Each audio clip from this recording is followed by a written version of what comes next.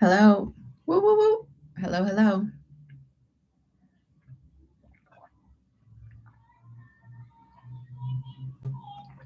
Welcome, welcome, clutter free family. Sorry I'm late. 7 minutes late, 8 now. And I just want to tell you about my day because I think it's important. Before we ground, I just need to let you know that we're grounding together. We are in this together, okay? I am not just sitting pretty, like, in my high horse, on my high horse, and in my ivory tower or glass building, whatever they want to say, telling you stuff I'm not going through myself. So it's very much coming from my own advice, okay? I wanted to lead with that before we ground because my day, let me get my notes. Let me be somewhat organized. My day has already got the kids up, or actually, they woke me up 7ish. We slept in. That's a big deal. And then I just, you know, let everybody know we're leaving. We're gonna leave. My plan was to leave by 8:30. We were 7 minutes late for that too, by the way. And that's, see the butterfly effect there? Literally 7 minutes. We were, it was, when I looked at the clock, it was 8:37 a.m. and I wanted to leave at 8:30. And right now I'm starting the live 7 minutes, and seven is my life number, y'all. So it's not a bad thing. It's a good thing. It's just telling me something. Maybe it's my sign, my 3 7s. And anyway, let me get back on track. This is how like today's been. Late to that, got out of the house, packed kind of a little bit this morning, a little bit last night. 2 hour trip ahead of us. Remy's got to get to his 11 a.m. class, and we have a 2 hour drive. So, and there might be traffic. There was no traffic. Honestly, it was red on the GPS. It was red. And I was flowing, because all the while I was like, we're going to make this class. I'm not going to worry about it. I'm not going to trip. We're going to make this class. It's going to work out. I had nothing, no doubt in my mind. And even the doubt wasn't greater than the trust in everything working out. Okay. So I was like, oh, there's a chance we could be late, but we left in great time. And I managed to like not forget something. I managed to, and I managed to not forget something. I managed to get on the road, get gas, drive the whole way with screaming kids in the back, and get here probably maybe 7 minutes. But by the time we got into the house, it was 9 minutes late for the class. Or was it 7 minutes? I just remember being, around that time frame. Now I'm like, oh, was it a 7? I thought it was a 9. So 11:09, we get in his class, and I'm like, everything's all good. They're still just introducing things. He hasn't missed anything. Anyway, I have a suggestion on that, by the way, too, for homeschool families, how to structure your classes for the ADHD kid, okay? The one who doesn't have a lot of attention. For your 45-minute classes, can we get some bite-sized classes? I think then we would recognize that the schools are recognizing the kids, right? Like that the priority is looking at the individual student and saying, you deserve a great education, instead of, oh, everyone has access to a great education. Well, per what decade? Are you basing that law on, and basing the rubric that you measure yourself against? And by the time things move through the red tape in the paper, it's like, outdated. I don't know. Maybe I think when we understand the core of a child, it's never outdated. But the mechanics of it, right? The mechanical part that serves the ever emerging child, right? The ever evolving child, it needs to keep up with that level of iteration, right? Because as we advance in our collective, individually, and then outward, our kids are going to advance. So the more we keep kind of that glasses half full mentality, instead of, oh, this next generation's going to feel so sad for them, I don't want to bring them into this world. See how you're kind of already casting doubt on the future when and then self-fulfilling prophecy. But what if you looked into the future and saw greatness because our kids are bright and intelligent and we serve them really, really well in their childhood, and now they're off to be amazing adults, the adults that we intended them to be when we put in our time and our effort and our attention on it, right? That's the kid that we have out there. But see how the gloom and doom picture is colliding and conflicting with the inner belief that you want them to be okay, that you believe they will be okay, or that you see them having a happy future. Well, how do you see them having a happy future if that's their reality, right? If that's kind of the atmosphere or the environment they'd be in. You've got to make it congruent. So the vision has to follow the kid through. And so the more you start changing your inner talk as to this is the future for me, the more it aligns, right? And then the more you make a way for the universe to work and like, oh man, let's just pad this baby up. It's not like this scarce, like, oh, we're barely hanging on by a thread. The universe has tried so much to get our attention and to say, wait, is this the path you want? Because you keep going that way. You keep going that way. Is this the path you want? And it's like a thread that you're climbing by the end of the heartache and tribulation, instead of recognizing that we're just here to experiencing it. We're here to experience it all. So even your kids are experiencing it all, right? And we are so in a state of rush and frenzy that we can't recognize the call to slow down. And I went through all that this morning with them on the drive. I mean, they were loud AF. Okay. They were throwing, kids were hitting, kids were throwing blows. Okay. Not once. Okay, once I did have to scream, but only once did I scream, and never did I rush them. I never rushed them and made my timeline for them their problem. I never once rushed them, never made them feel bad. We were just moving along. Mom was doing a lot of work behind them as they moseyed along. And I recognize, the more I recognize that, like, this is work they could be doing, but no, not yet. That's the identity shift into the mom that I want to be, right? That's the identity shift that I made for myself to become the mom that I want them to have, because I believe I'm fully capable of that. So then that vision of me wanting to be I love you. I love you, Mom. I love you. I love you. Oh. I love you. Okay, so I didn't finish our day yet. So we got into class 7 or 9 minutes late. He's sitting down, and all the while I'm getting myself settled in, and I have to explain where I am because this is my old office, guys. And so, it's not my original setup, but this is my old place. And so it's a little bittersweet to stream here. And, but then, it's different. It's different. And so it's not the same, but being here, wherever we are together, feels great. So, but yeah, it's definitely not the same. So anyway, now I know. So we get here, get them logged on, and then I'm moving around, getting everything into place, right? Just kind of settled, because I know I have to turn on a movie for them so that I can get onto this hotline.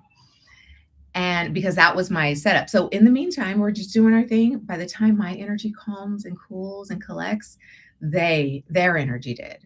And, but then it didn't take me long to calm, cool, collect. Okay. Myself, because I'd already been working through it the whole drive. I was breathing. I was shifting into a new space. I was mentally preparing for what they might need from me, and not being depleted by my own whatever inner workings that would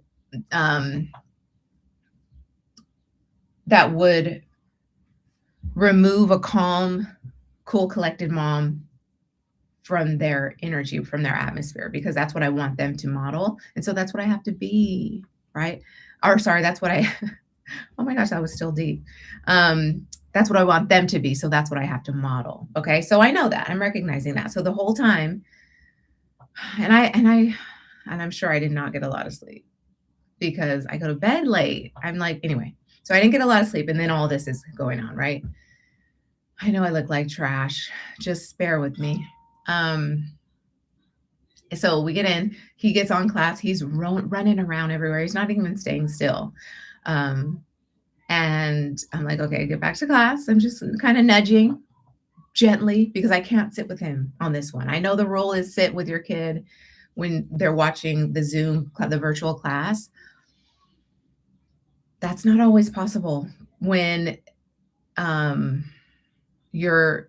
when the urgency of doing something else is there. So I think that's always going to weigh on us. So we've always got to be asking, what's the most important thing that I should be doing right now? Always, every single second. And so that's the mental load. That's the mental load. What do I have to be doing right now? Is this the most important thing? And, all that. I want to make sure we're staying on track. Okay. Okay. So we should ground. Let's ground. I'm going to finish my story after we ground. I've come into the space enough. So much to tell you. My travel mug, it's not even, everything's really great. I'm so blessed. So anywho, ground down. I'm going to do what I need to do, which is probably just sit up straighter and, adjust this because it was not comfortable. I don't know what I was doing. And then I kind of need a pillow. And then I can sit more comfortably and be here with you guys. From there, I can breathe. It's not, it's not the perfect meditative posture, but we are here. We're here. This is what I'd be telling myself, breathing through it in and out. And just letting my shoulders drop and feeling like the body just get less buzzy vibrationally, like where your skin is vibrating, not just your soul, but like even your skin is vibrating with presence. That's when okay, I'm here. But then I'm also at a sense of heightened awareness where I'm super sensitive, and so I could immediately get anxious really fast. So we're still calming and cooling and collecting ourselves in this moment. And then how I'm doing it is I'm going to read over my outline, see what I'm doing, and be present because I really do want to be a vessel for clarity for you guys. It's very important that these calls are for you. But then, also if we're just chatting with a girlfriend, if I was just chatting with a girlfriend, which I know my girls are listening, then I would be talking like this. So I just kind of want to be me and at the same time really serve, be here for you. So breathe in and out. I'm doing the breathing together with us, right? I want to model this for you too, what I'm doing.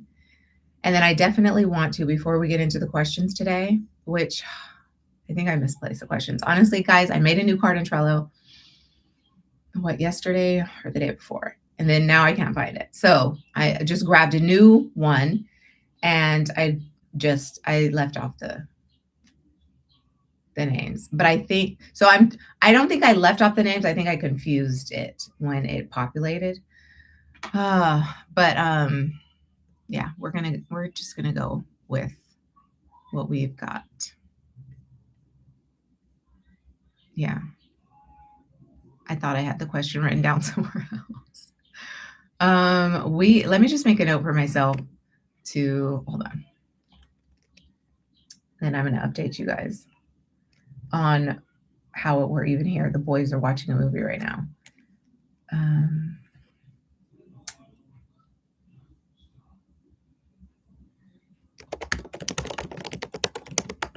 Okay. I might have to. We're just gonna keep it moving, guys. Okay.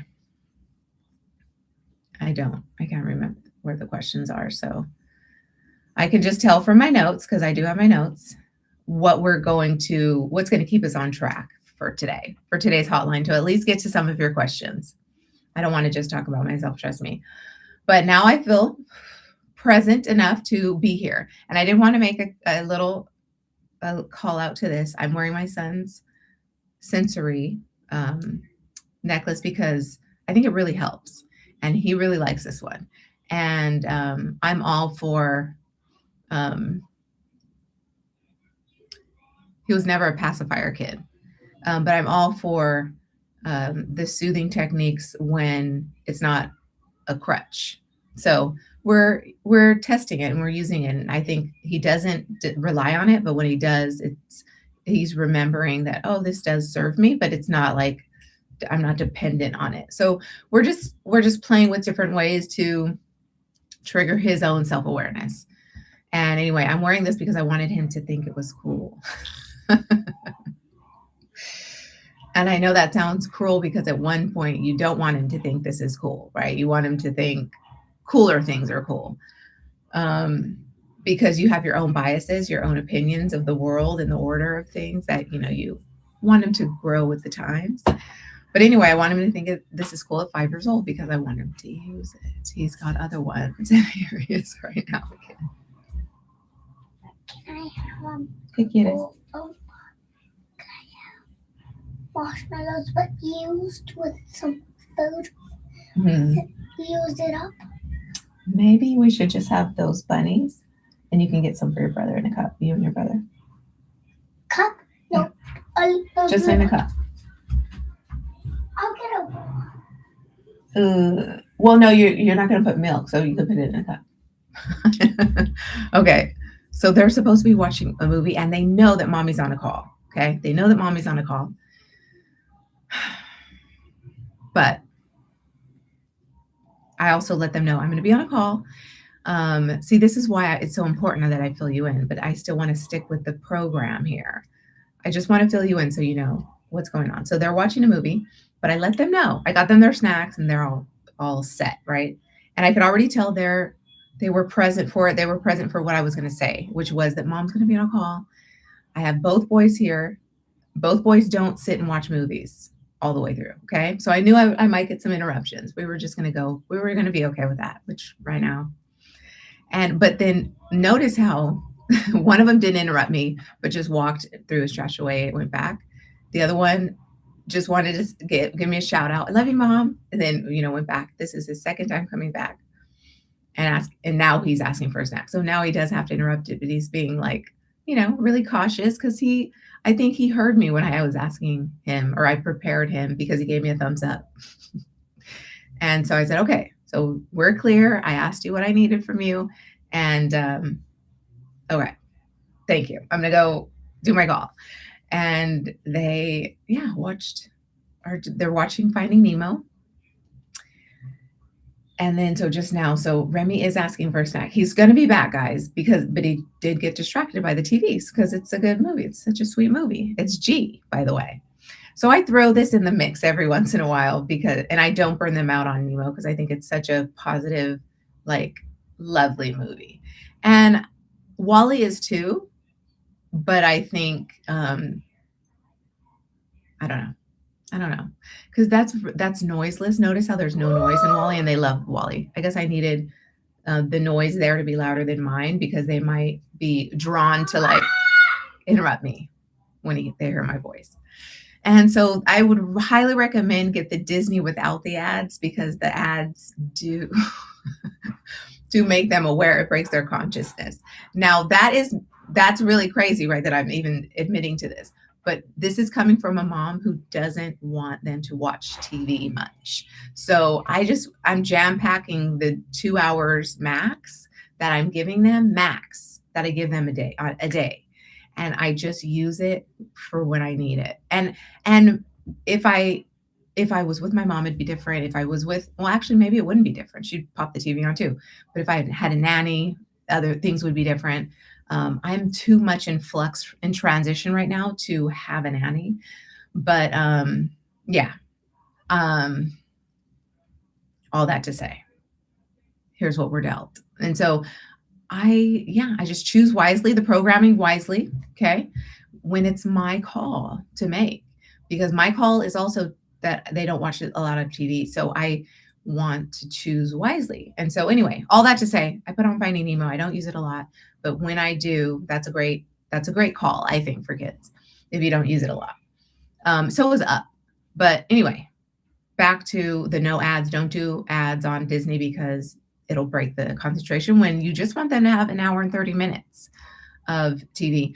Because right before I got on the hotline, they were really calm. I could have let them keep playing, but I knew the time was running out of that just sweet, sweet bliss of exploring the quiet of them being in their own brains and discovering things and being curious and listening to themselves talk without me narrating or saying anything and without noise. And so it's a beautiful silence to witness in your kids that you've helped them cultivate to be okay in the silence with themselves and to explore and be curious about things that are age appropriate, right? They're not curious about all the other things that grown-ups are doing. They're curious about what they're doing.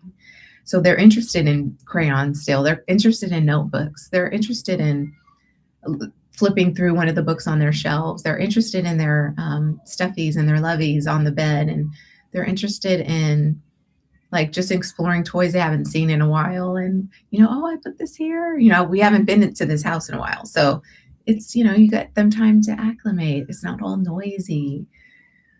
I personally think it's like such a gift that they can do that. So the longer I can kind of hold that as a value of mine, which means I make it a priority, then the more it could be a tool in their toolbox for life. Okay. These are impressionable years. I'm thinking through at least 8 years old. Okay. That this is my mindset of, they are really truly first, to the point where, I've had to shift my mindset on where my focus is and what I'm doing, who I am, what my identity is here.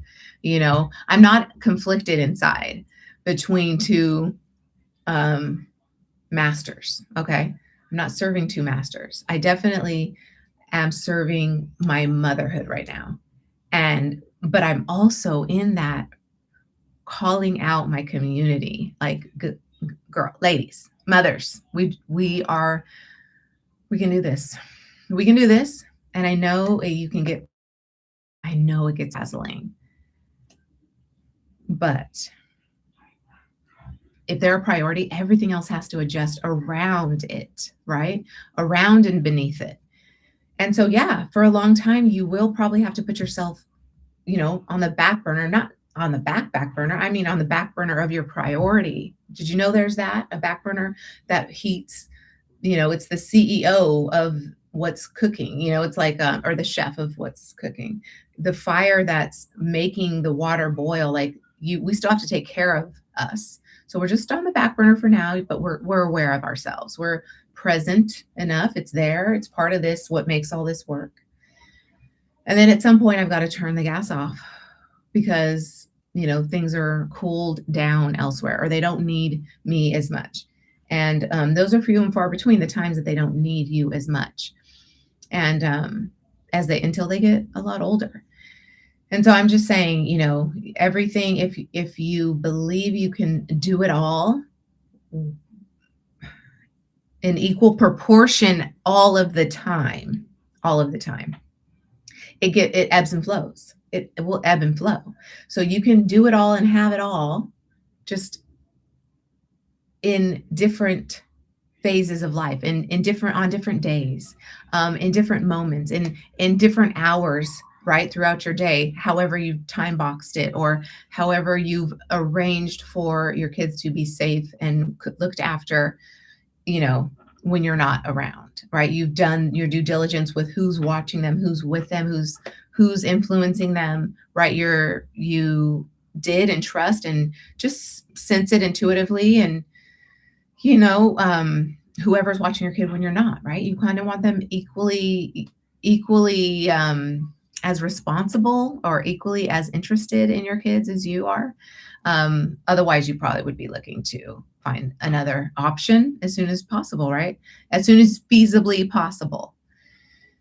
Anyway, all that to say that I have to value this and model this and just be present to it as I'm moving through the rest of my life. I'm just relating to you, building my community, letting you guys know, hey, what's working for me.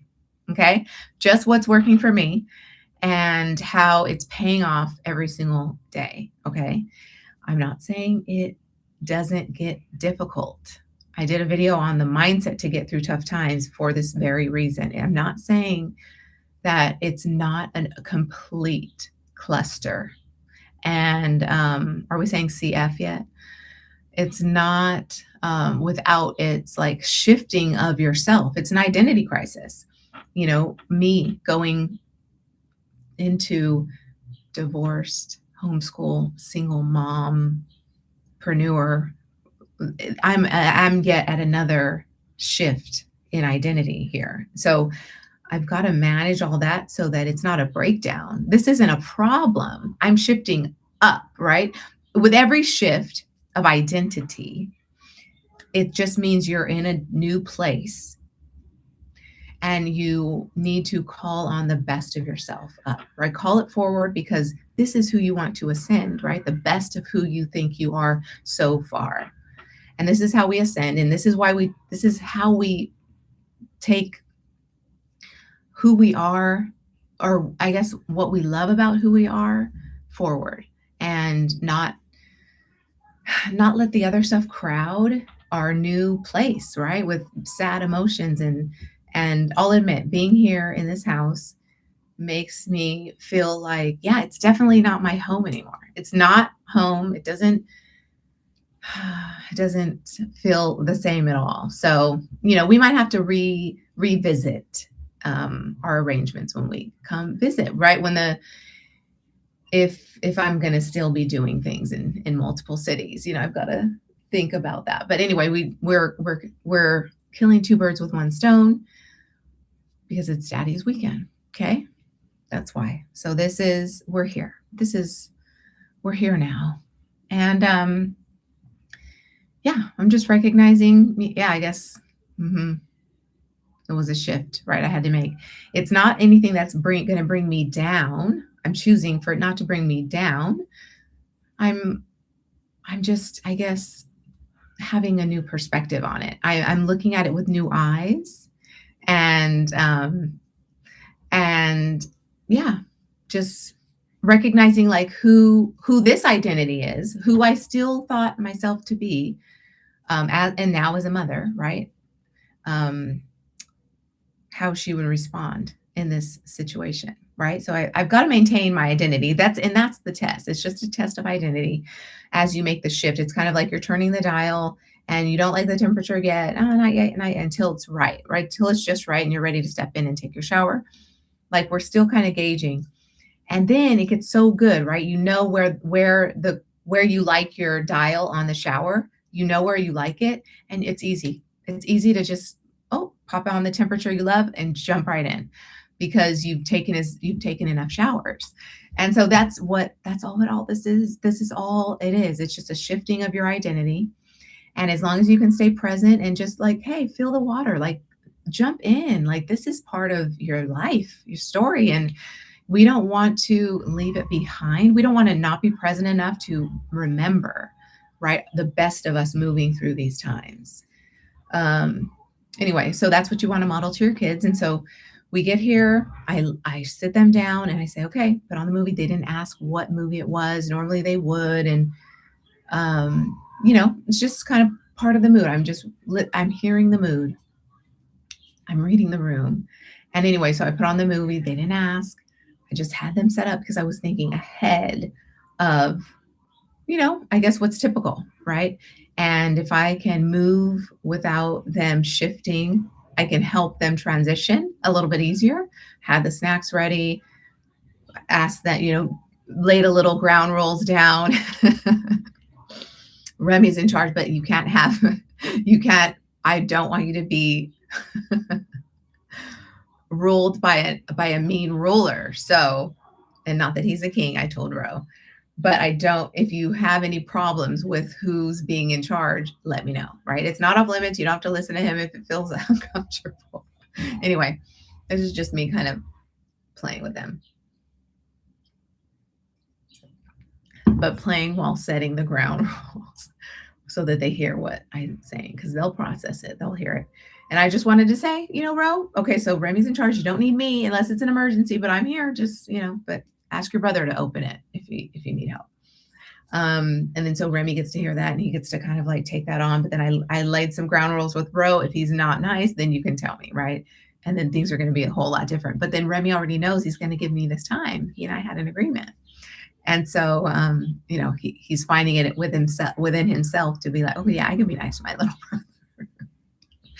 And so you need to give time for that identity shift. The more they're the more they're turning the dial and finding like what feels really good without getting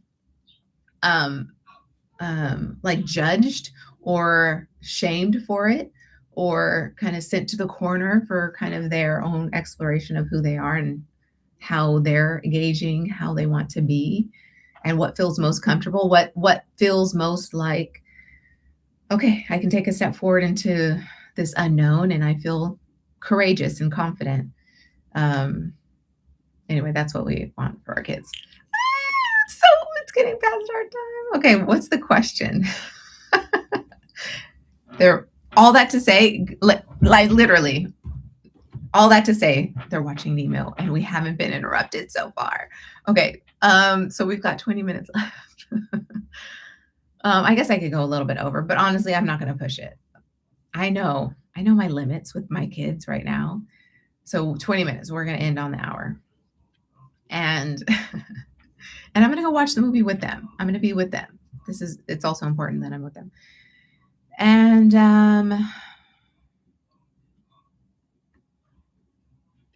here's the question. Y'all, I cannot find the actual question, but I have my notes about the question. How does that work? How does that work, Trello? But I think I know what happened. Anyway, so the question was something, the person who wrote in I think it started with a K. And the question was very touching. Thank you. It was a lot about, you hear, don't sweat the small stuff. And then she was expressing to me, I think it was I don't know. They were expressing to me that it's hard to not worry about the small stuff, or it's hard to not sweat the small stuff. So basically, kind of, how do you not sweat the small stuff? That's really what the question was for me. I know I'm botching this, so I'm sorry. Don't think that your question's going to get botched when you write into the Clarity Hotline. Who cares, right? Is this a big deal? It's not a big deal. Okay. The question was something around, how do you not worry about the small stuff? I think I captured it because I have some notes here. Don't think I didn't take your question, to heart. I did. So I have some words. So let's reset. Let me come into this the way I want to honor your question. How do you not worry about the small stuff? Or how do you not sweat the small stuff? I think was what it said. Something like that. Okay. I want to also let you in on a little secret. Everything I've been kind of saying so far is me not sweating the small stuff. So I chose what my priority was. And I also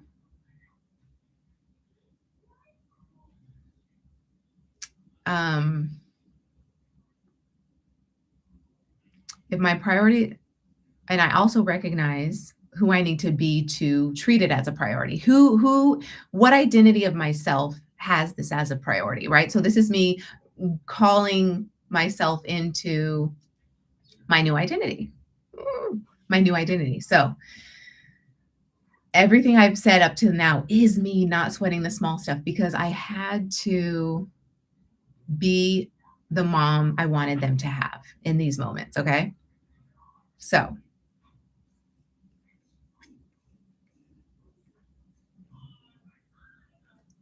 here's a big note I wanted to make clear. When you know your priority, when you know your priority and you keep your priority, then everything else shifts and moves and evolves with that new person who knows that themselves to be that person who can hold that priority. Okay. Hold the weight of this as a priority. Hold and be committed to and serve and be responsible for and own up to their involvement in this reality that you want for yourself. That is an identity shift. That is truly taking on and embodying the full identity shift. There's got to be both thought and feeling in the embodiment of the new identity. So you can't think only one way, like, oh, I'm going to think my way to being the person that they need me, the mother they need me to be. If I want them to be like the beautiful, amazing, the beautiful, amazing people in this world that I want them to be. All right, boys, still on the call, but I'm almost done. I love you. See that box there? The orange one? But give your brother some too, please. What? You have to get me the book. The what? 2 books. I need the Go, no, just cups for now. Cups for now. Is that okay? In the drawer? Cups for now.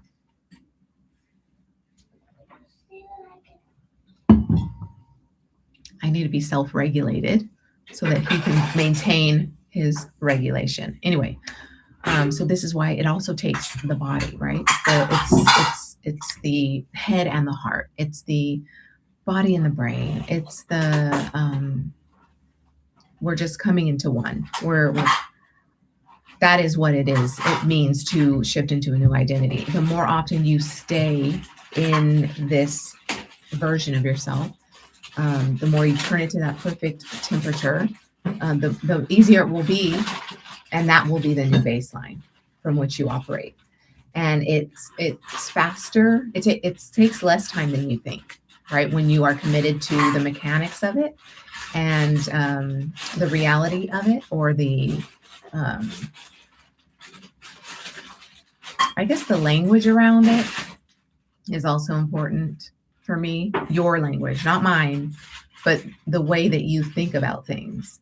It's got to kind of be in your language and in your interpretation, like visually, right? So anyway, all that has to meld together for you to level up, right? To level up into the identity that you want to be. And so if I know my priority is,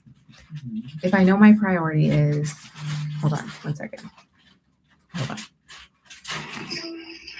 I'm on my hotline. Okay, sorry. Okay. I just was totally, okay. The interruptions. I just wanted to make sure it wasn't an emergency. Yeah, I just wanted to make sure it wasn't an emergency. Because I've got a lot going on, y'all. So I'm just being real with you. I'm just letting you know. I still have my notes. I'm going to come back to it, but 1 second. Yes, Remy? Thank you for asking, because this could have really made a mess. All right, sweet love. Thank you. And be fair to each other, okay? You get the same amount as him, right? And so he's going to pour a snack for his brother. He's in charge because he's in charge. So it's very important that he be a good leader. Anywho, so okay, we're almost at time, y'all. I just want to make sure that you recognize, thank you, my sweet, that it really does start with you. And I gotta laugh. Honestly, you have to take this stuff lightly, like take it serious, but like it has to feel light, but take it seriously. Like be concerned about being present, right? Be here for it, because you don't miss the funny moments. When you are present, you get the hard, you get the, oh man, that just cut my soul. But then you also get like, oh my gosh, this is this is why I love you so much, or this is the true you coming out. And it's just a beautiful thing. And, or you see the funny moments and they're just really funny. They're really funny. But it really does require to have all those emotions to be tapped in and tuned on, tapped in, tuned in, turned on to your priority. It really does take presence. So if you have a priority, you've got to be present to that priority. It's not, oh, I'm just present and I'm, just observing. No, it's, you've got to be immersed in the situation, right? To really be present. And so it takes a lot of your own self-awareness to let go of everything else that tugs at your attention. If that's where you want to be, is here right now with them. If that's where you want to be, everything else that tugs at your attention does need to wait. But when you know your non-negotiables for business, this is a non-negotiable, right? For my business. And I treat it as such. So I make it happen. Everything else has to serve me operating as in my other priority, right? My second priority, as far as, I guess, the ranking, if you had to rank it, as far as what comes to mind first and then second, right, is my community and the people that want to hear from me, right? That have subscribed and liked and commented. And, you start to build like a trust with them, right? In your heart, that you want to show up for them, just like you wanted to show up for your kids. And so this is also you being present.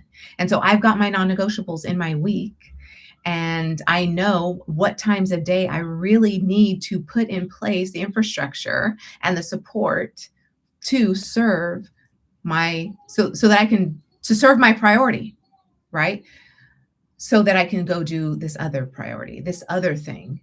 And then it just goes from there. You build the systems that work for you as you move through your priorities toward your goals, toward your vision in life. And you've got to put in the scaffolding for the supports that you want in place at all times. If you do it for your business, you have more attention to give to your kids' education, your kids for homeschooling purposes, or your kids' development, their core memories, right? What am I thinking of? Like their childhood. You can be present for their childhood because that is part of their evolution. It starts here. This is where their memories are formed, where their self-talk is carved in stone, right? The way that they talk to themselves starts to carve itself in stone. And you want to narrate from his perspective. So just like I was saying, I'm also calling out what a good leader Remy is, especially when he's right here beside me. And then I'm also letting him know that I trust him to be a good leader. And I'll even say it, I'll mix in, I'm being a good leader because I'm being nice to my brother. And so that's also the first person, right? I'm moving through all the what are those called? I'm gonna have to know this because we're gonna be moving to grammar if I still homeschool him through elementary school. Past tense part of past tense. No, first person, second person, third person. What are those called?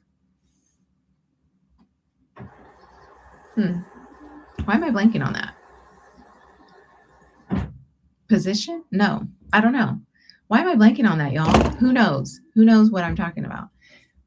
So if you're narrating from his perspective at least once, he's hearing it in first person. If you say it in other ways, and these are just the values that you want to give him for his self-confidence, then you narrate it in second person.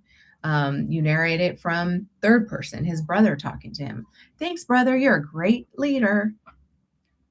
And then you're covering all your bases.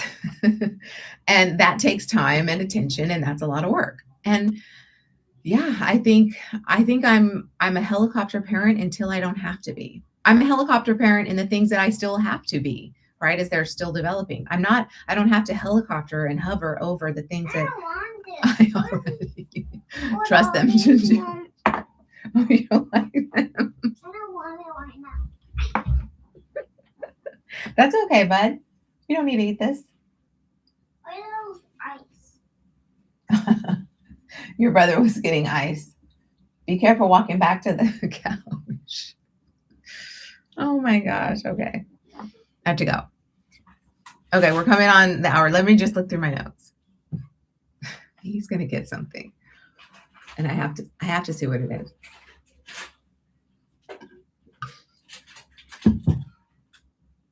Okay, that's okay. Well, can you open this, Mom? Yep. Thanks for avoiding the water. I wanted that one Okay. There you go, sir.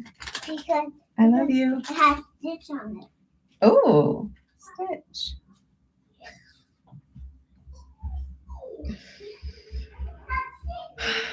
So I knew they'd have to re-up on their snacks. So I was being open. I was being very generous until I have to like put the kibosh down because I have to go in there. Okay. So let's see what other notes do I have here, but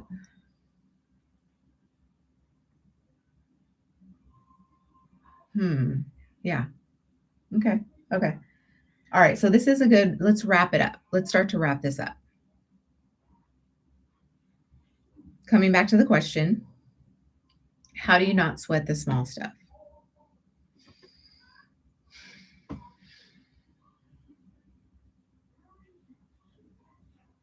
I think what I was trying to get to by speaking of identity and shifting out of crisis into clarity, out of crisis into freedom, and out of crisis into comfort. This is my new normal, right? You do want to start to let go of the things that tug away at your attention, and don't treat the priority as the priority, right? So basically they're an energy leak. They're pulling your attention enough to where it's leaking your energy thinking about it because you haven't plugged that hole. You haven't closed access to your brain and your attention because you've not let it go. So you have to let it go. That is the small stuff. When you let go of the small stuff, you are letting go of the things that are not priority. You're letting go of the things that take you away from the identity you're shifting into, or rather, put another way, behaving in a way that's not aligned with who I want to be and how I want to be in this world, how I want to show up for my kids, in front of my kids. And that there's, see how that's kind of all aligned with the vision that you ultimately have for your life. See how it's kind of like a thread, just like we were talking about with you're hanging on by a thread. There's also like your vision is a thread, and that you want to make it thicker so that you're holding on to a nice firm rope straight to the top, up the ladder, right? So either string, the string of like survival of the socially fittest, or the survival of the fittest based on what everyone else thinks, so at any point it's vulnerable and fleeting, versus like survival of my truth and my vision and my commitment to myself and my trust in myself, that I can make the thread bigger from where I am to my vision. Okay, I have a phone now. I'm almost done, babe. I have a phone. I can't even take that on right now. Remy, I I have a can't. white I'm phone, saying, I do you want to say bye to my people with me? Okay. Bye, Sit- everyone. Okay. Bye. Love you. Okay. That worked. So, but then see, this is what I was worried about. And this is where it could get frazzling, okay? Because you're going to lose your focus. You're going to lose your attention on something that you weren't prepared to treat as so important. Oh, that's Dad's silly gumdrop. You can hold it and play with it though. Yeah, you can play with it, but let him know. He has a phone. I know, but let him know that you have it so he's not looking for it. Okay? Nothing's off limits here. At some point, I guess. Okay. We need to end. I need to get back there. But I just want to leave. I just want to make sure I'm answering the question. And I feel like I did. Remember, you have to just recognize what is the small stuff, because it's not the most important stuff. It needs headphones. And you don't have your headphones here. So that's just something to look at, not listen to. He's going to look for headphones.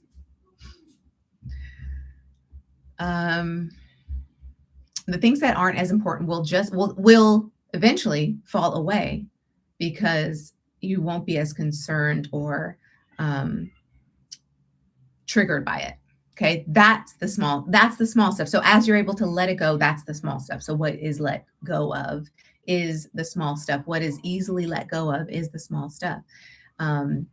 And as you start to rise, notice how what is the stuff that you are concerned about isn't small at all. It's very much real and important, and something you won't ever regret giving your time and attention to and spending your energy on. You won't regret it. Notice how that takes presence, though, because it is easy to fall on the side of doom and gloom and say, well, they could, I'm not perfect, so I'm going to do something wrong. And so I'm not even going to try to be a good mom because I'm going to screw it up anyway. Well, that's a self-fulfilling prophecy too. If you're just going to screw it up anyway, then you won't really try as hard, right? Because you've convinced yourself of the mindset that you're going to screw it up. So at some point, maybe that was someone else's self-talk to you, someone else's talk that you trusted, and you let them in enough to penetrate who you are in your soul down to the crux of this person you claim to be. You've let them pierce it, and you started to identify with you're going to just screw it up. Or you used that saying as something self-deprecating enough to where if somebody else said it, you wouldn't be as affected. But just recognize that if that is kind of you taking the higher ground or choosing the higher path, that you also are still saying those same words, right? And so both the screw up and you avoiding the screw up, just kind of like making it funny, is the charge of screwing up costing you thriving, right? Is you is your commitment to this thought and this belief that you're a screw up depriving you of the vibration of you being a flourishing star?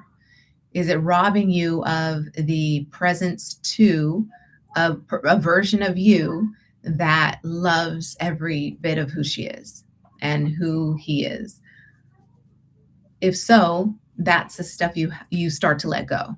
It's not all easy to let that deeply ingrained stuff go. However, that's the work.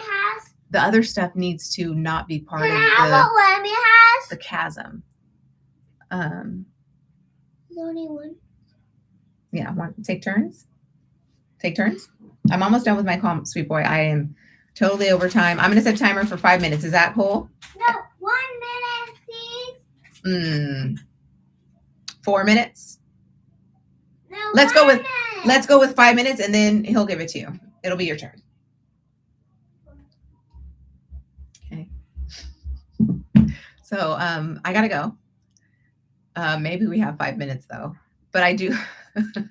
See, this is, and it starts to add on. If I bite off more than I can chew, then, quickly catches up with me. And I recognize that, but I just am not going to lose my cool on my kids. It's not their fault. I just had a lot to say. And then it's like, we're not promised tomorrow. So I got to let you all, I got to let you know it today. But no, we can wrap up. Okay. Let's see. Then submit your next question. I hope I answered your question, by the way. Thank you for submitting your question. To submit your question, clarityhotline.com. Thanks for coming on live. Let's see if I missed anything. No, I didn't. No questions, no notes. And okay. if you have any questions on what I talked about, if I didn't tie up a loose end for you on what I was saying, let me know. Ask your next question about that. I'd be happy to clarify what I was saying because I was all over the place in order to make a point. And hopefully you see what is the small stuff and how it's definitely not the priority. So it's easy when you have that awareness of what your priority is and how it looks and feels to you to live as though this were a priority. Everything else is clearly seen as not the priority. And you start to work in, first of all, you let go of what's the small stuff and you start to work in what's also important, right? The little things you want to kind of add back in because that made a life worth living. So you just start to add all that stuff back in. But notice how it takes presence along the way for you to even remember who you are, right? The truth of you, who you are, and how that's the through line through your whole entire life. And so there's some beauty, right, in that. But okay, fam, we out, and I am gonna see you next week. And thanks for tuning in. Peace. All right, peace. Bye, YouTube. Mwah.